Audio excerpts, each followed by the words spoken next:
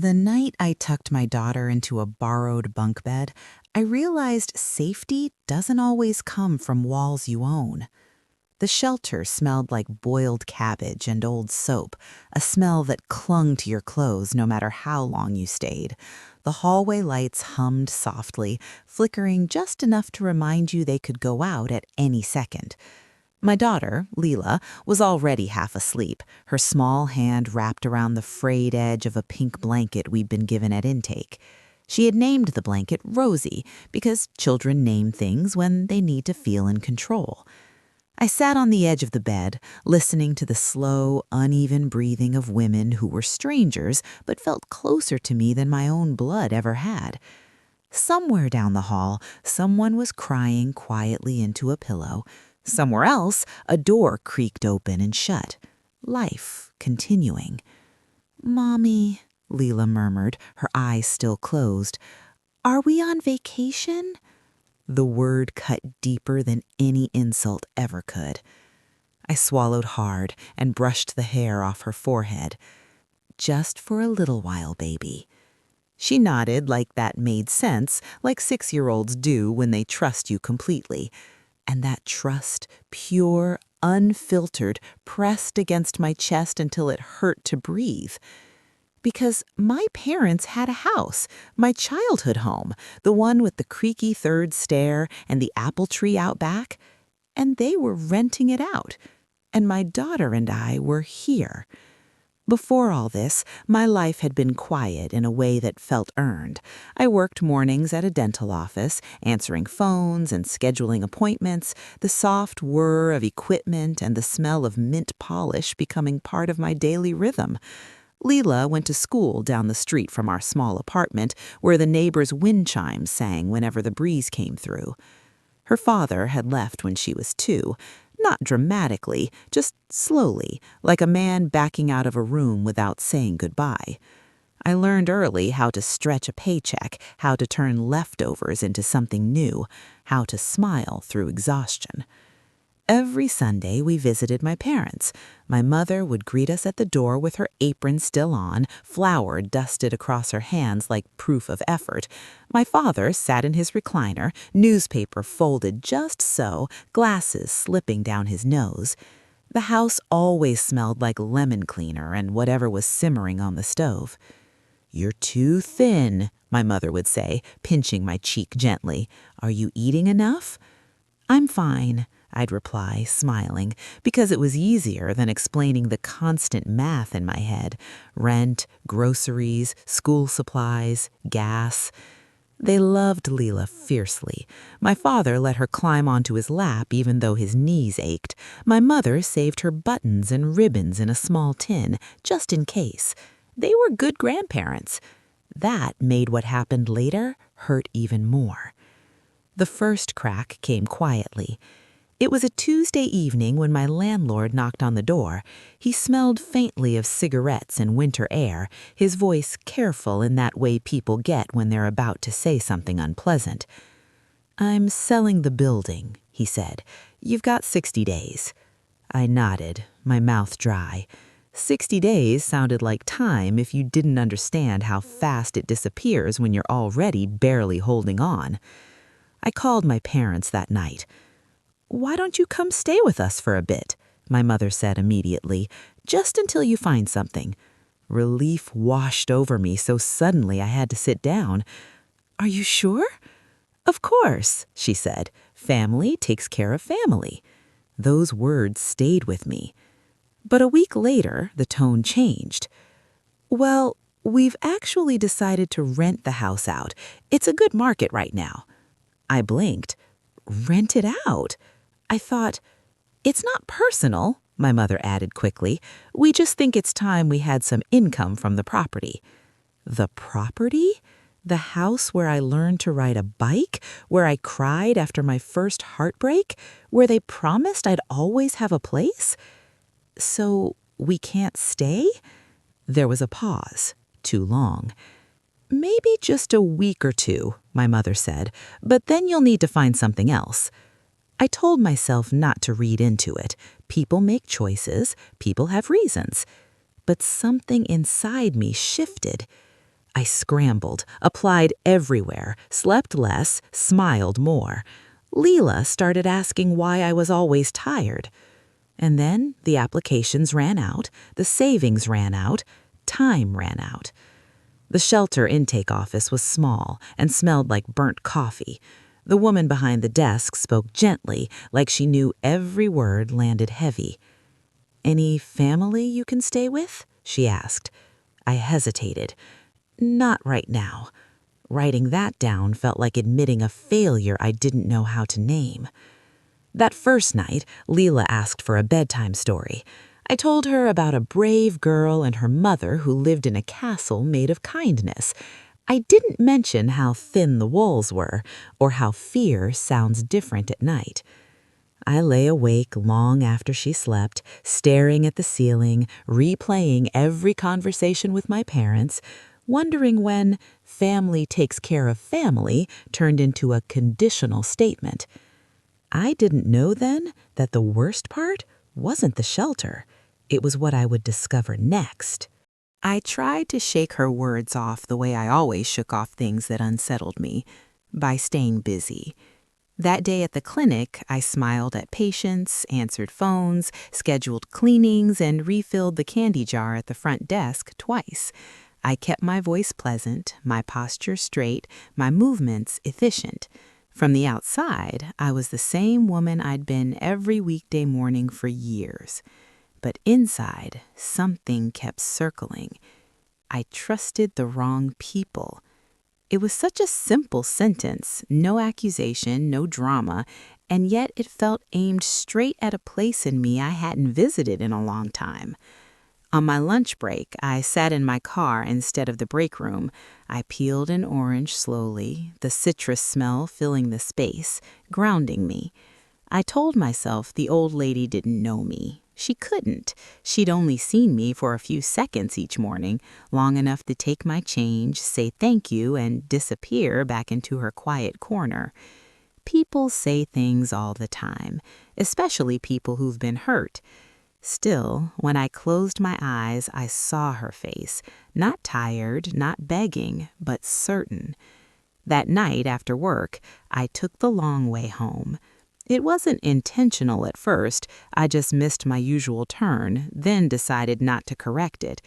I drove past streets I didn't normally see anymore, neighborhoods where kids rode bikes in tight circles and old men sat on porches with folded newspapers, places that reminded me of a version of life I once thought would last. When I finally got home, my apartment felt colder than usual.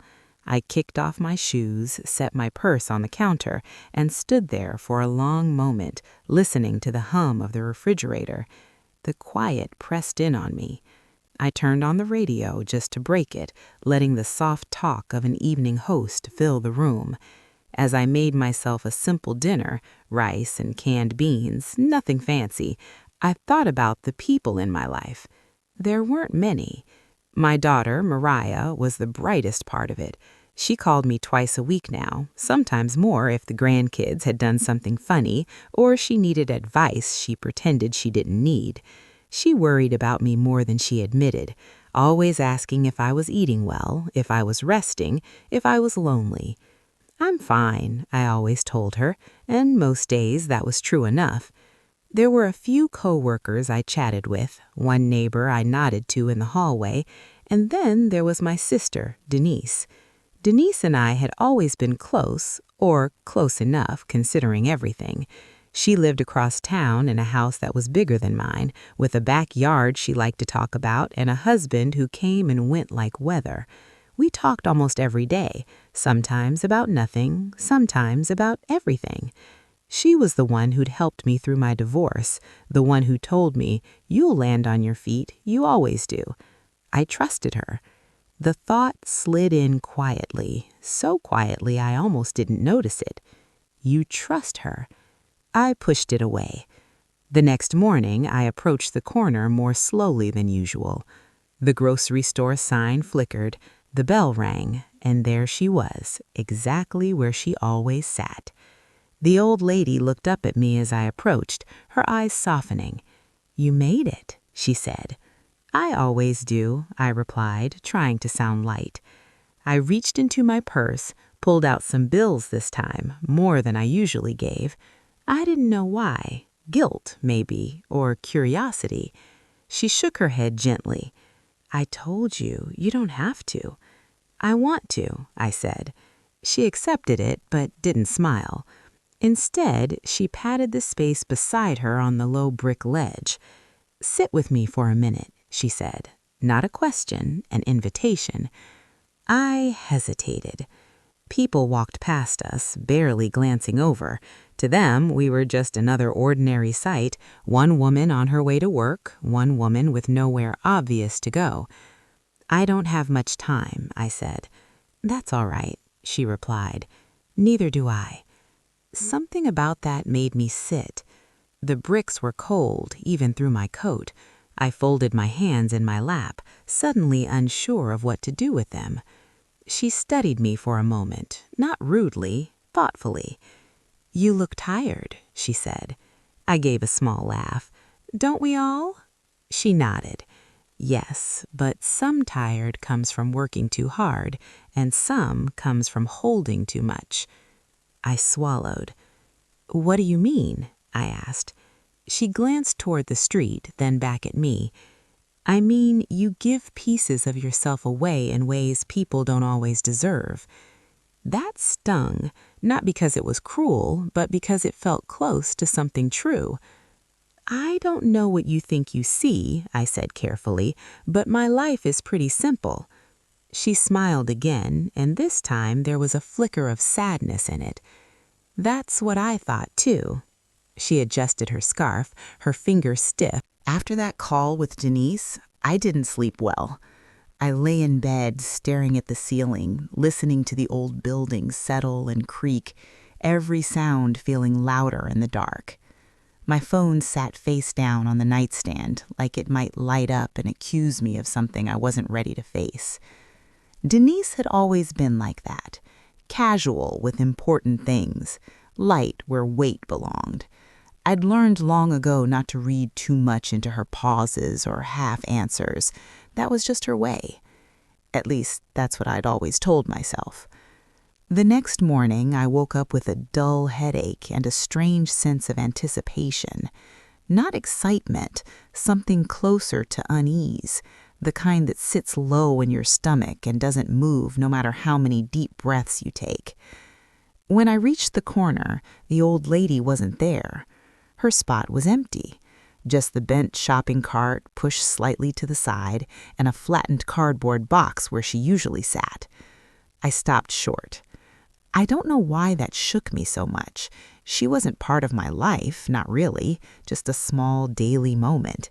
And yet, seeing that corner bare felt wrong, like walking into a room where someone had been sitting and realizing they'd left without saying goodbye. I stood there longer than I meant to, scanning the sidewalk, the doorway, the street. Nothing. Eventually, I forced myself to keep walking. At work, I was distracted. I misfiled a patient chart, forgot to return a call. When my boss asked if I was all right, I smiled and said I was just tired. That afternoon, Denise texted, "You free to talk tonight?" I stared at the message longer than necessary. "Sure," I typed back, "after dinner." I spent the rest of the day moving through tasks like I was underwater, everything slower, heavier. When I got home, I didn't cook. I poured a bowl of cereal and ate it standing at the counter. The milk tasted flat. I left the bowl in the sink and sat on the couch, phone in my lap, waiting. She called right on time. "Hey," she said, "how was your day?" "Fine," I replied. "Yours?" "Busy as always," she said. Then after a beat, "Listen, about those papers." My chest tightened. "What about them?" I asked. She exhaled. "I was just thinking, with Mom gone and all, we really should get things organized, in case anything ever comes up." "Comes up how?" I pressed. She laughed softly. "You're reading too much into this." Maybe I was, but I remembered the old lady's eyes, the certainty there. I thought everything was already settled. The house was sold years ago. Another pause. Well, not exactly sold, Denise said carefully. It's complicated. My heart skipped. Complicated? How? There it was again, that lightness in her voice that didn't match the moment. It's just paperwork stuff, nothing you need to worry about. I closed my eyes. Denise, I said quietly, what aren't you telling me? She sighed. Why are you getting so tense? Because you're being vague, and because you asked about documents that don't concern you unless something's wrong. Silence stretched between us. Finally, she spoke. There's a small issue with the property. My grip tightened on the phone. What issue? Well, she began, technically, Mom never transferred full ownership. Her name is still partially on the deed. I sat up straighter. That's not what the lawyer told us. Lawyers make mistakes, she said quickly. Or people lie, I thought. And because of that, there's been some discussion about renting it out. My heart dropped. Renting it out? I repeated. Yes, she said, a little defensive now. It's been sitting empty. It makes sense to generate some income. I stood up, pacing. Who is we? I asked. Who's discussing this? Well, me and Carla, she said. Carla, our cousin, the one who lived closest to the house. You're renting out Mom's house without telling me, I said slowly. We didn't think you'd mind. You live far, you're settled. It's not like you plan to move back. The words stung more than I expected. That house was part of my childhood, I said. I have things there, memories. And we're not taking those away, she said. We just needed the money. There it was. Who's we getting the money? I asked. Another pause. We're splitting it, she said. Carla and I. My hands trembled. So you're collecting rent from a house that belongs to all of us, and I find out by accident. You're overreacting, Denise snapped. It's temporary. I laughed once sharply. Temporary has a way of becoming permanent. She sighed. Why are you making this about you? I stopped pacing. Because the truth has a way of surfacing when you stop trying to keep it buried. After my parents' visit, something in me shifted from hurt to clarity. I stopped hoping they would change. I stopped waiting for an apology that would never come. Instead, I started paying attention, really paying attention to the choices being made around me and how they affected my daughter. A week later, Angela called me back into her office. The temporary housing fell through, she said softly. The family reference never came in. I nodded like I'd expected nothing else. My hands were steady this time. It's okay, I said. We'll manage. But when I walked out of her office, the hallway seemed longer than before. Lila was in the playroom, laughing with another little girl, her shoes kicked off, her joy unburdened by adult failures. I stood there watching her, wondering how much of this she would carry with her into the future. That night, while she slept, I wrote a letter. Not to my parents, to myself. I wrote down every moment I'd excused, every conversation I'd softened in my memory, every time I'd convinced myself that love existed just because it had once. Seeing it on paper was like reading a stranger's story, one where neglect wore the mask of practicality, where abandonment was justified as financial wisdom. I realized something uncomfortable then. This wasn't new. This was just the first time the cost had been so visible.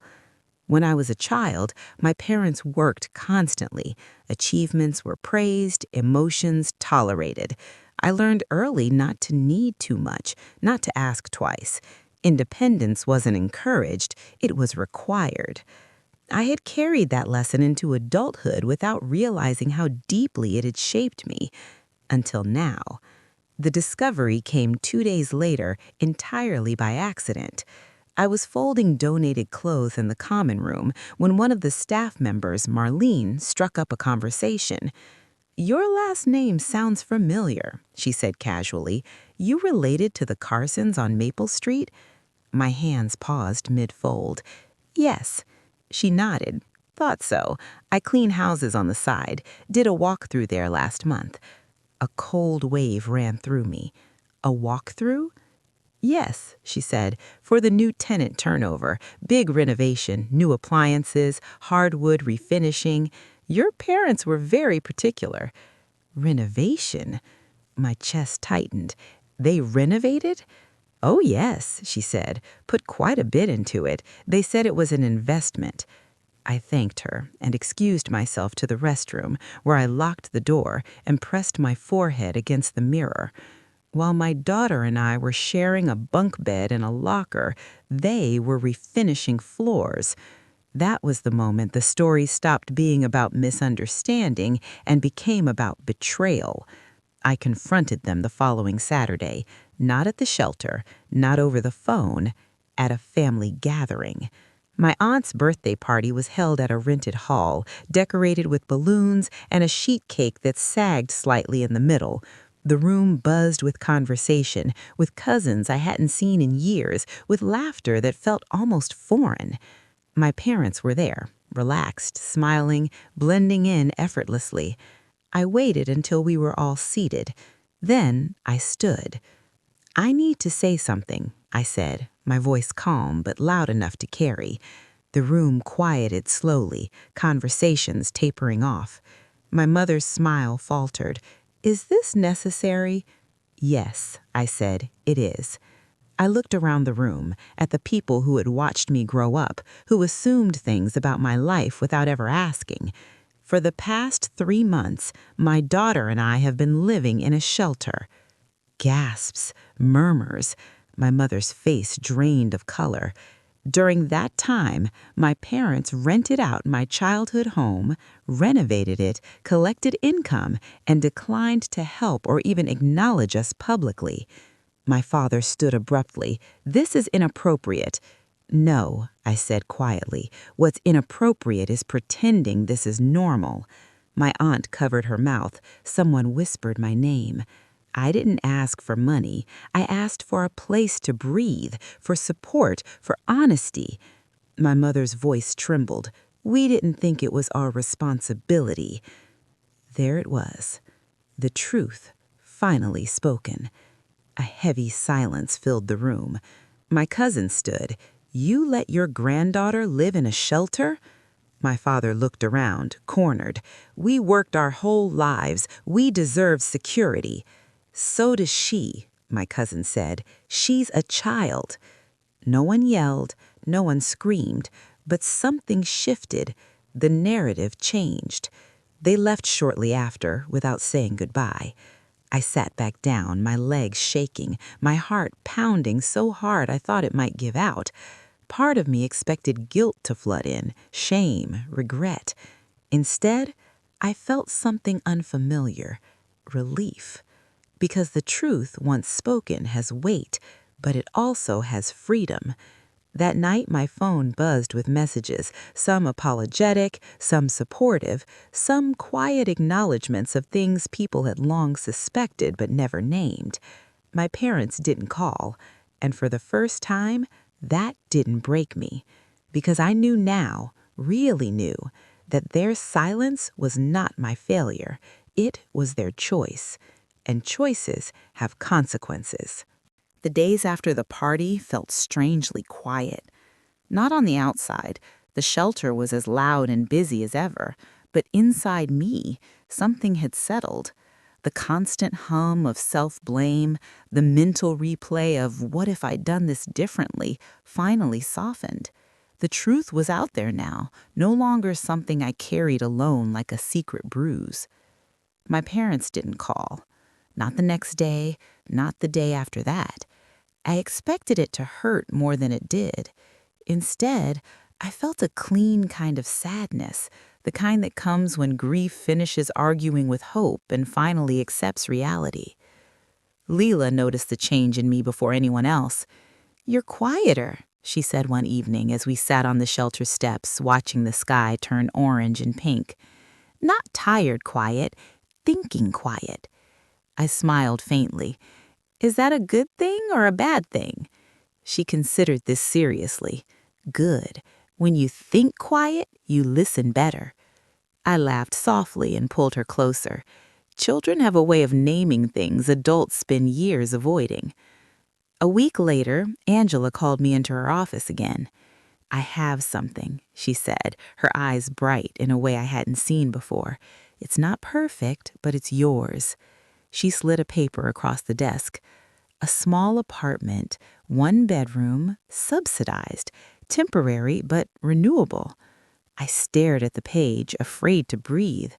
What changed? I asked. She hesitated. A few things, availability, timing, and she paused. Advocacy. Advocacy? She nodded.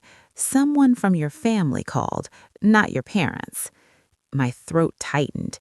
Who? Your cousin, she said. She told us the situation, said she'd vouch for you in any way needed. I pressed my lips together, emotion rising unexpectedly. I hadn't asked my cousin for anything. She simply seen the truth and decided to act. Sometimes support doesn't come from where you expect. Sometimes it comes from where it's overdue. We moved 2 weeks later. The apartment smelled like fresh paint and possibility. The carpet was thin, the kitchen small, but the windows let in morning light that made everything feel warmer than it was. Leela ran from room to room, her footsteps echoing. "This one's mine," she announced, pointing to the bedroom. I laughed. "It is." She sat in the middle of the floor and spun in a slow circle. "Can we stay?" I knelt in front of her. "Yes, baby, we can stay." She wrapped her arms around my neck, holding on like she needed to be sure I was real. That night, I cooked pasta on our own stove. It was overcooked and bland, but it tasted like victory. I let Leela choose where to put her drawings. I let myself imagine routines again, school mornings, grocery lists, a life that didn't feel like it might collapse at any second. A few days later, my phone rang. It was my mother. I stared at the screen for a long moment before answering. "Hello?" I said. Her voice was thin, careful. We didn't appreciate being embarrassed like that. I closed my eyes. I told the truth. "You could have handled it privately," she said. "I tried. You didn't listen." My father's voice came on the line. "You turned the family against us." "No," I said calmly. "Your choices did that." Silence stretched between us. "We raised you," my mother said finally. "We sacrificed." "I know, and I'm grateful for what you gave me." "But," my father asked sharply, "but raising a child doesn't end when it becomes inconvenient, and love doesn't disappear when money becomes comfortable." They didn't apologize. Not really. They spoke about misunderstandings, about stress, about being judged. I listened without interrupting. Then I said, "If you want a relationship with Leela and me, it has to be honest, and it has to include accountability." My mother sniffed. "You're asking a lot." "I'm asking the minimum." When the call ended, my hands were steady. That surprised me. Weeks passed, life grew into its new shape. I picked up extra hours at work. Leela needed a friend down the hall. I started sleeping through the night again. Sometimes grief came in waves, at odd moments, when I passed the old neighborhood, when Leela asked why Grandma didn't visit anymore, when I smelled lemon cleaner and remembered Sunday afternoons that no longer existed. But grief no longer defined me. One afternoon, as I unpacked the last box, I found the letter I'd written to myself at the shelter, the one filled with hurt and unanswered questions. I read it slowly, then I folded it and threw it away, because I didn't need proof anymore. I had lived it, I had survived it, and I had chosen something different for my child. That night, after tucking Leela into her own bed, her own bed, she whispered, "Mommy, yes, I like this home." I smiled in the dark. "Me too." She yawned. "It feels safe." I sat there long after she fell asleep, listening to the quiet. Not the heavy quiet of uncertainty, but the gentle quiet of something finally settled. I didn't know what the future held with my parents, only I knew this. I had stopped shrinking to fit into their comfort, and in doing so, I had grown into my own. The public consequences didn't arrive all at once. They came in quiet shifts, changed tones, unanswered invitations, conversations that stopped when my parents entered a room. The kind of social reckoning that doesn't announce itself, but makes its presence known all the same. I heard about it in fragments. An aunt who used to call my mother every week suddenly got busy. A neighbor declined to renew a lease on one of their smaller properties. A family friend asked pointed questions at a dinner my parents attended without me. People didn't shout. They didn't accuse. They just saw.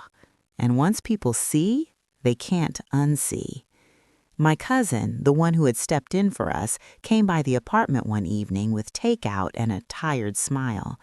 She looked around slowly, taking in the mismatched furniture, the stack of library books on the table, the small plant Lila insisted on watering every morning. "It's good," she said. "It really is." "It's home," I replied. She hesitated, then said, "They're not doing great." I knew who she meant. I didn't respond right away. I was stirring rice on the stove, the steam fogging my glasses. "In what way?" She leaned against the counter. "People are asking questions about values, about priorities, about what kind of grandparents let things go that far." I turned off the burner and faced her. "I didn't want this to be about punishment." "I know," she said gently, "but consequences aren't the same as punishment." That sentence stayed with me. A week later, my father showed up at the apartment unannounced. I saw his car from the window and felt my stomach tighten, not with fear, but with something closer to resolve. I opened the door before he knocked. He looked older than I remembered, smaller somehow. His shoulders slumped, his eyes tired. "May I come in?" he asked. I stepped aside. He stood awkwardly in the living room, hands in his pockets, as if unsure where to put himself. His gaze landed on Lila's drawings taped to the wall. "She's growing," he said quietly. "She is," I replied. We sat at the small table, the hum of the refrigerator filling the silence. "I didn't realize," he began. I waited. "I didn't realize how bad it was," he corrected himself. I folded my hands. "You knew where we were." He nodded slowly. "Yes, but I didn't let myself feel it." There it was. Not ignorance, avoidance. "We thought we were being practical," he continued.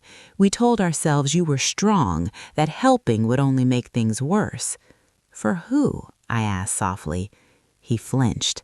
He said, "For you," though his voice lacked conviction. "For you," I said, steady and clear. He didn't argue. "I've lost friends over this," he admitted. "People I've known for years. They look at me differently now." I studied his face, the man who once taught me how to ride a bike, who cheered the loudest at my graduation. "And how does that make you feel?" I asked.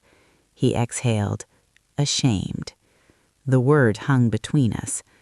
"I can't undo what happened, but I want to be part of Lila's life." I looked toward the bedroom door where she was playing quietly. "She's not a bridge to forgiveness. She's a person." He nodded. "I know. Being part of her life means accountability. It means showing up when it's uncomfortable. It means understanding that trust isn't automatic just because you're family." "I understand," he said, though I wasn't sure he fully did yet. "Then start small. Be consistent. Be honest. And don't expect gratitude for doing what should have been done already." He swallowed. "Your mother is struggling with all this." "I imagine she is," I replied, "but that's not my responsibility to fix." He stood to leave, pausing at the door. "You've changed." I met his eyes. I had to. After he left, I sat alone at the table, listening to the quiet hum of the apartment. I didn't feel triumphant. I didn't feel vindicated. I felt clear. Word continued to spread, not because I fueled it, but because truth travels on its own. People reevaluated relationships. Invitations shifted. My parents, once quietly respected, became a cautionary story told in lowered voices. And through it all, I stayed focused on what mattered. Lila learned the names of our neighbors. I started attending school meetings without checking the clock every 5 minutes. We built routines: pancakes on Saturdays, library trips on Wednesdays, quiet evenings where nothing needed to be solved. One afternoon, while walking home from school, Lila slipped her hand into mine. "Mommy," she said, "are we poor?" The question was gentle, curious. I thought carefully. "We don't have a lot of money," I said, "but we have enough, and we take care of each other." She nodded. "That's better." That night I wrote again, this time not to myself, but to the future. I wrote about boundaries, about dignity, about how love should never require you to disappear to keep someone else comfortable. I didn't know if my parents would ever fully understand what they'd lost, but I knew this: my daughter would grow up knowing that safety is built, not inherited, and that sometimes the hardest truth is also the most freeing one. Healing didn't arrive as a single moment of peace. It came in fragments, small, ordinary moments that stitched themselves together into something steady. The first time I noticed it, I was standing at the sink, washing dishes while Lila colored at the table. The late afternoon sun spilled through the window, catching dust in the air, turning it golden. I wasn't thinking about survival. I wasn't calculating costs in my head. I was just there, present. That realization startled me more than any argument ever had. Lila started thriving in ways I hadn't anticipated. She laughed more easily, slept more soundly. Her teacher told me she'd begun raising her hand in class, volunteering answers instead of shrinking into herself. "She seems secure," her teacher said with a smile. Secure. That word landed gently, like a blessing. My relationship with my parents settled into something quieter, more distant, but also more honest. My father began stopping by once a week, always texting first, always bringing a book or puzzle for Lila. He never stayed long. He never overstepped. My mother, on the other hand, kept her distance. She sent messages, carefully worded, emotionally cautious. She spoke of missing Lila, of feeling misunderstood. She never spoke of regret. I stopped waiting for it. One evening, after Lila had fallen asleep, my mother called. "I don't recognize you anymore," she said. I sat on the edge of the bed, listening to the steady rhythm of my daughter's breathing through the open door. "That's because I stopped performing," I replied gently. She sighed. "You've made things very hard for us." I didn't. I told the truth. What came after is what happens when truth meets reality. There was a long pause. "You could have been patient," she said. "I was," I answered, "for years." She didn't respond to that. After the call ended, I didn't cry. That surprised me, because somewhere along the way, I had stopped needing her approval to validate my pain. Instead, I poured that energy into building something better. I took a certification course offered through work. It meant late nights and early mornings, but it also meant possibility, a path forward that didn't depend on anyone else's generosity. Lila helped me study, sitting beside me with her own homework, scribbling letters and shapes with intense concentration. "We're both learning," she'd say proudly.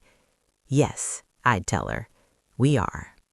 The first time my parents saw me truly at peace was at Lila's school performance. She stood on stage in a paper crown reciting her lines with confidence. I spotted my father in the audience, sitting quietly in the back. My mother arrived late, slipping into a seat near the aisle.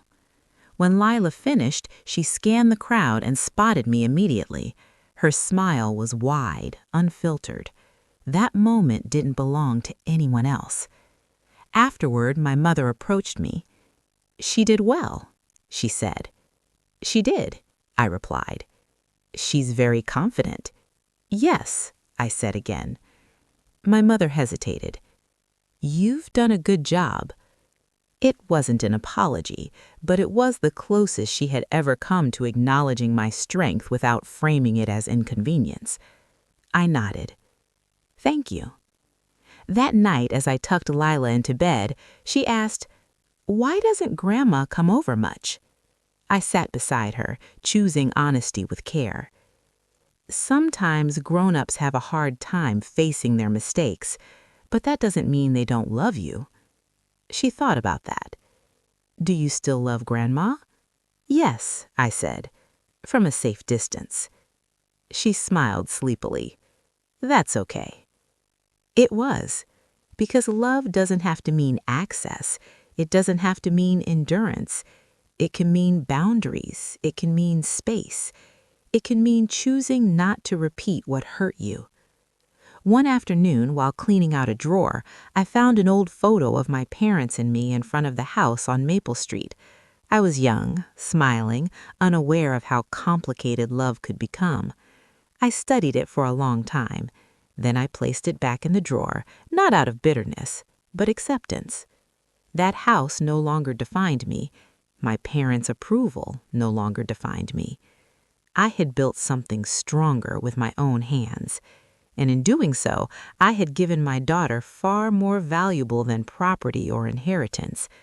I had given her a model of self-respect, of resilience, of knowing when to walk away and when to stand firm.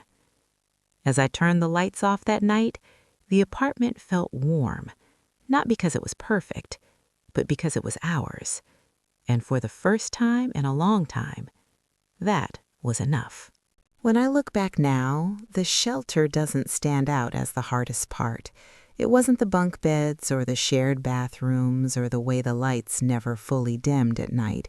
It wasn't even the fear, though that lived in my chest for a long time, quiet but persistent. The hardest part was learning that love, when filtered through comfort and convenience, can become conditional without ever announcing itself. For years, I believed family was a guarantee, a safety net that might stretch, might strain, but would never disappear completely. I believed that because I needed to, because the alternative, that the people who raised me could choose ease over empathy, felt too heavy to carry. But life has a way of teaching lessons whether you're ready or not. I didn't lose my parents, not entirely. What I lost was the version of them I thought existed unconditionally, and in that loss, painful as it was, I gained clarity. I learned that dignity doesn't come from who shelters you, it comes from how you stand when no one does. I learned that children don't need perfection, they need presence. They need honesty delivered gently and stability built patiently, one ordinary day at a time. Most of all, I learned that breaking a cycle doesn't require anger, it requires courage. There were moments, quiet ones, when I wondered if speaking up had cost me too much, if staying silent would have been easier, if my daughter would one day resent me for drawing lines where others expected obedience. But every time I asked myself that, I remembered the way she slept through the night in her own bed, the way she laughed without hesitation, the way she said, "It feels safe." Safety is not inherited, it is built, brick by brick, boundary by boundary, choice by choice. My parents are still living their lives, comfortable, predictable, structured around what feels safe to them. I no longer try to change that. Their journey is theirs. Mine is here. with a small kitchen that smells like burnt toast on rushed mornings, with drawings taped to the wall and shoes kicked off by the door, with routines that look ordinary to the outside world but feel extraordinary to someone who once didn't know where she would sleep. I don't tell this story to paint myself as a hero. I tell it because I know how many people are quietly carrying the same confusion I once did, the same guilt for needing help, the same shame for asking the wrong people and getting silence in return. If that's you, let me say this gently. You are not weak for needing support. You are not ungrateful for naming harm, and you are not wrong for choosing your child's stability over someone else's comfort. Sometimes the bravest thing you can do is stop protecting people from the consequences of their own choices. Sometimes the most loving act is to step back and say, "This is as far as I will go." And sometimes, often, you don't realize how strong you are until strength is the only option left. If you're listening to this and standing at a crossroads, unsure whether to speak, to leave, or to draw a line that scares you, know this: peace doesn't come from being quiet enough to keep others comfortable. It comes from being honest enough to finally breathe. I built a life out of truth, slowly, imperfectly, but solid enough to hold my daughter's future. And if I could do that from a shelter bunk bed and a broken sense of belonging, then maybe, just maybe, you can take the next step too. So I'll leave you with this question, one I still ask myself when doubt creeps in late at night. If the roles were reversed, what would you want your child to learn from your silence or your courage? If this story spoke to you, take a moment to reflect, to share, to support someone who might be walking this road quietly. And if you've been there yourself, you're not alone.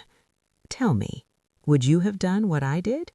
After the story ended, after the shelter, the apartment, the quiet settling of our lives, something else began. It wasn't dramatic. There were no confrontations left, no revelations waiting to be uncovered. What followed was subtler, and in many ways, harder. It was learning how to live without bracing myself. For a long time, my body didn't know how to rest. Even in our apartment, even with the door locked and Lila asleep, I would wake in the middle of the night convinced I'd forgotten something, a bill, a deadline, a mistake that would unravel everything we'd built. Trauma doesn't always announce itself. Sometimes it whispers through muscle memory. I started small. I let dishes sit overnight. I left emails unanswered until morning. I allowed myself to believe, just a little, that nothing terrible would happen if I stopped holding my breath. Lila adjusted faster than I did. Children do that when they finally feel safe. They expand into the space they've been denied. She started singing while she got dressed. She made friends easily, inviting them over with the casual confidence of a child who assumes tomorrow will come. She stopped asking where we would live next.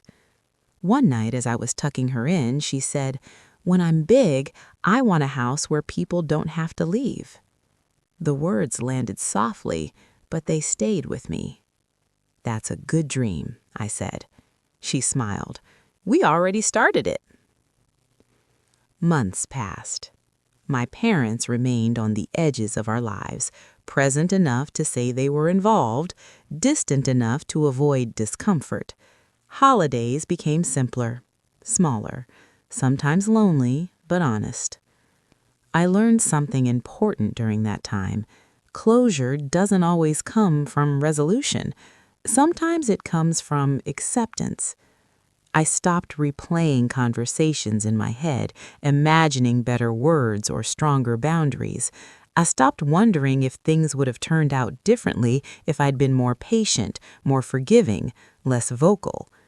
Because the truth was this: silence had already been tried, and silence had cost us everything. One afternoon, while sorting paperwork, I came across an old voicemail from my mother. I must have saved it without realizing. You always make things harder than they need to be. You just don't know when to let things go. I listened to it once, then I deleted it. Not out of anger, out of clarity. Letting go doesn't always mean surrender. Sometimes it means refusing to carry what was never yours to begin with. I began volunteering at the shelter once a month, not because I owed it anything, but because I wanted to be visible to the women who were standing where I once stood, exhausted, ashamed, unsure whether they were allowed to hope. I didn't tell them my whole story. I didn't need to. I just listened. Sometimes that was enough. One evening, a young mother asked me quietly, "How did you stop feeling like this was your fault?" I thought for a moment before answering. I stopped asking why they didn't help and started asking what my child needed. She nodded slowly, like something had just clicked. Lila came with me sometimes, sitting at a table with crayons while I helped organize donations.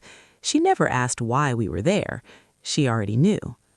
Years from now, she may remember the shelter, or she may not. Memory is strange that way. But what she will carry, what I'm certain of, is this. She will know that love doesn't require self-erasure. She will know that asking for help is not weakness, and she will know that family is defined by action, not title. As for me, I'm still learning. Learning how to trust ease, learning how to accept joy without waiting for its cost, learning that I don't need to earn rest by suffering first. Some nights when the apartment is quiet and the city hums outside our window, I sit with a cup of tea and let myself feel proud.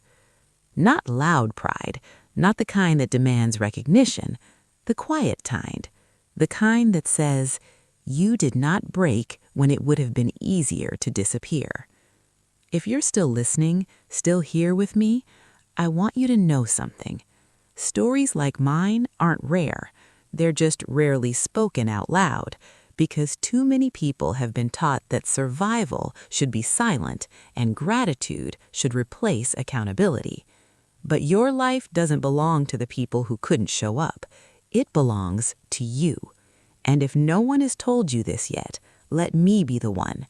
You are allowed to build a life that makes sense for your child, even if it doesn't make sense to anyone else.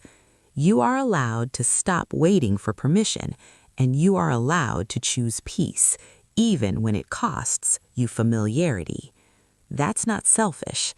That's how cycles end and something better begins. The hardest lessons in life often come wrapped in quiet moments, not the screaming, the confrontation, or the heartbreak, but the spaces in between.